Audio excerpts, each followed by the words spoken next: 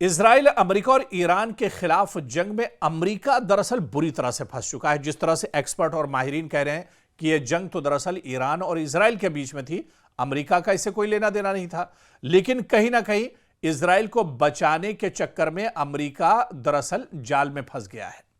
और अब आप देखिए कि सिर्फ इस जंग का ही दबाव अमेरिका पर नहीं है, बल्कि ट्रंप के खिलाफ अमेरिका के अंदर अपने ही मुल्क में बहुत बड़े प्रोटेस्ट और एहतजाज हो रहे हैं, मुजाहरे हो रहे हैं।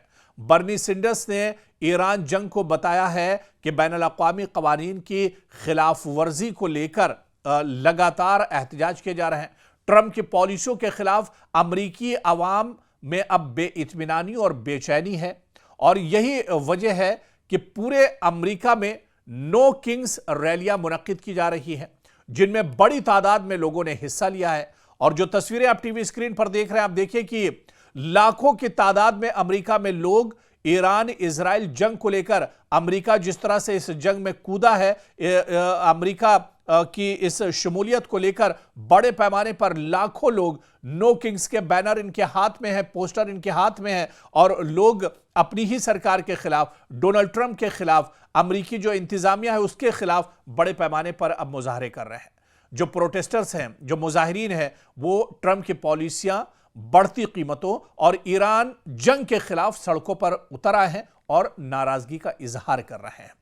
मीडिया रिपोर्ट्स, जो रिपोर्ट अमेरिका से आ रही हैं, इन रिपोर्ट्स के मुताबिक Los Angeles, San Francisco, Washington, New York, Minnesota में मरकजी मुजाहरे हुए हैं, यानी बहुत बड़े प्रोटेस्ट यहां पर हुए हैं। और इसके अलावा जो छोटे छोटे शहर हैं अमेरिका में, इन छोटे शहरों में भी बड़े पैमाने पर मुजाहरे हुए हैं, जहां बड़ी तादाद में लोगों ने रैलियों में हिस्सा लिया है।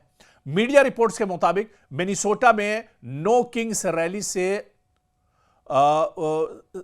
आप देखिए कि यहां के जो सेनेटर हैं, बर्नी सैंडर्स ने कहा कि मिनेसोटा ने अमेरिका और दुनिया को यह दिखाया है कि जमहूरियत आखिर क्या है। डेमोक्रेट रुकन कांग्रेस इल्हान उमर ने भी स्टेट कैपिटल में नो किंग्स रैली से खिताब किया। उन्होंने कहा कि हम डरने वालों में से नहीं हैं।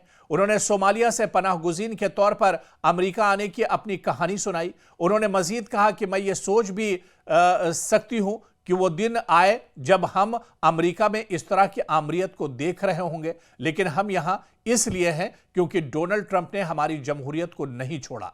उन्होंने कहा कि हम आवाज बुलंद करते रहेंगे, हम एहतजाज करते रहेंगे। उन्होंने जोर देकर कहा कि हम ऐसा मुस्तकबिल नहीं चाहते हैं जो बदउनवानी, अफरा तफरी और खौफ से एक तरह से भरा हुआ हो।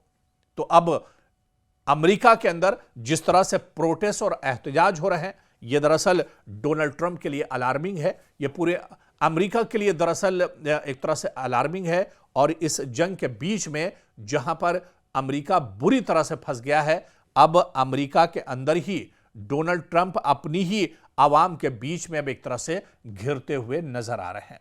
हालांकि एक तरफ जो डोनाल्ड ट्रंप के बयानात हैं, उसने पूरी दुनिया को दरअसल अब इस पूरे मसले को और ज्यादा पेचीदा कर दिया है। डोनाल्ड ट्रंप के बयान दरअसल जिस तरह से आ रहे हैं, उससे कंफ्यूजन और ज्यादा बढ़ गया है। कभी वो जंग में बातचीत की बात करते हैं, वकालत करते हैं, कभी वो ईरान में जंग जो फौजी कार्रवाई है वो करने की वकालत करते हैं, कभी वो हमले रोकने की बात करते हैं, कभी वो हमले तेज करने की बात करते हैं। तो एक कन्फ्यूजन बना हुआ है, और माहिरीन इसी वजह से कह रहे हैं कि डोनाल्ड ट्रंप पर अब नफ्सियाती दबाव दरअसल इतना ज्यादा हो गया है कि डोनाल्ड ट्रंप कोई फैसला नहीं ले पा रहे हैं। जिस तरह से दबाव बढ़ता जा रहा है, और अब जब अमेरिका की सड़कों पर इस तरह के बड़े एहतजाज और प्रोटेस्ट हो रहे हैं, तो डोनाल्ड ट्रंप पर जाहिर सी बात है कि कई तरफ से एक साथ दबाव बनता जा रहा है। क्या डोनाल्ड ट्रंप इस दबाव को झेल पाएंगे, बर्दाश्त कर पाएंगे? आने वाले दिनों में इस जंग को लेकर वो क्या कुछ बड़ा फैसला लेते हैं, यह देखना भी बहुत अहम समझा जा रहा है, और बहुत दिलचस्प होगा यह देखना कि डोनाल्ड ट्रंप का अगला कदम क्या कुछ होता है।